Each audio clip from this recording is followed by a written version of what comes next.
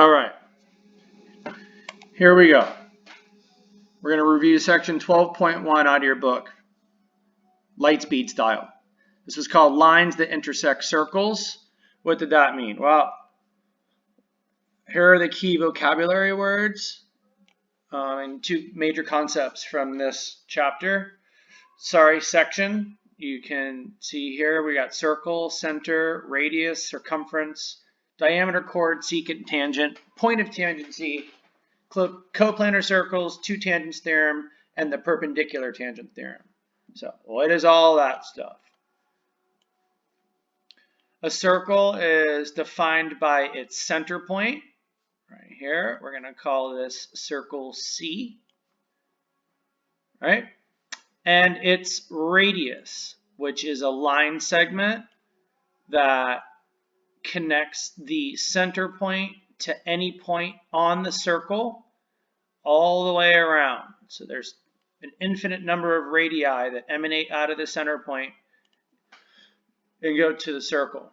That outside part, that actual circle, the distance around that is called the circumference. Very important word.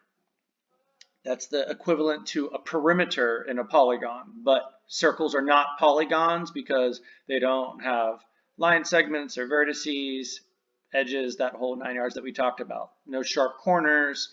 By definition, they're not a polygon. So we talk about circumference.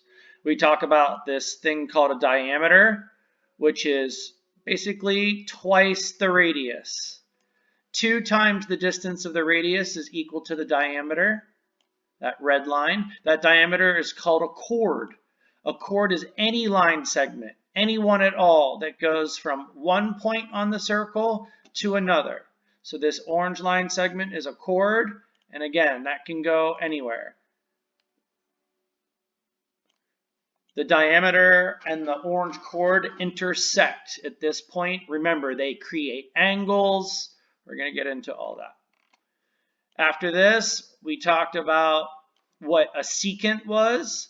A secant intersected the circle in 2 points.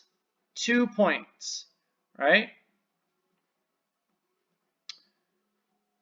We talked about a tangent line.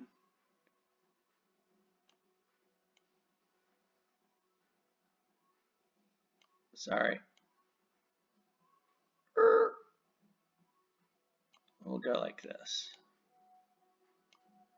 First run, folks, bear with me. So the blue line is tangent, the green line is secant, intersects at exactly 2 points. The tangent intersects at exactly 1 point. And that 1 point of intersection you see there is called the point of tangency. That's going to come in handy down here in a second. We talked about coplanar circles. Coplanar circles intersect in exactly 1 point.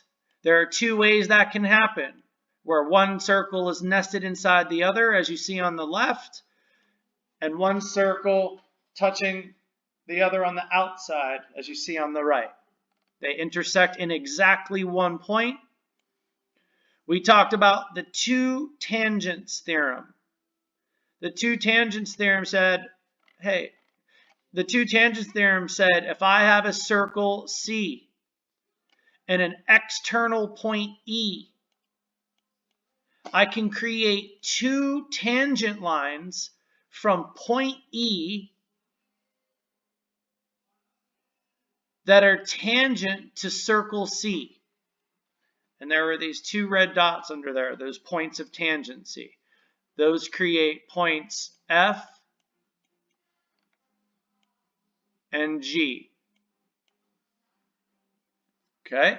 What we said was these 2 line segments, EF and EG, are congruent. That's the two tangents theorem.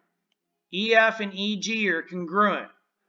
Well, a student who was inquisitive asked why, which led us to talking about the perpendicular tangent theorem, which said from any point of tangency, in this case F and G, to the center point of the circle can make a radius.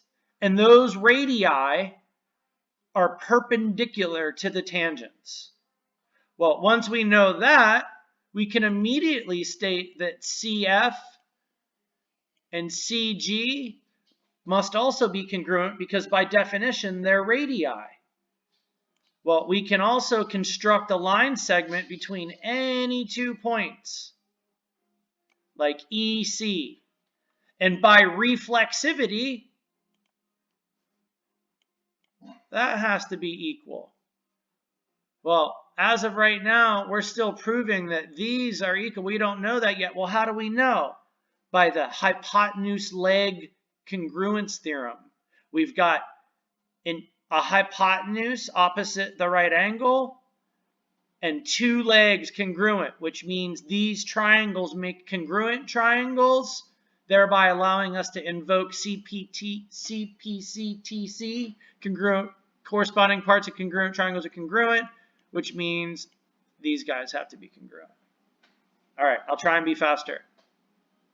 Be safe.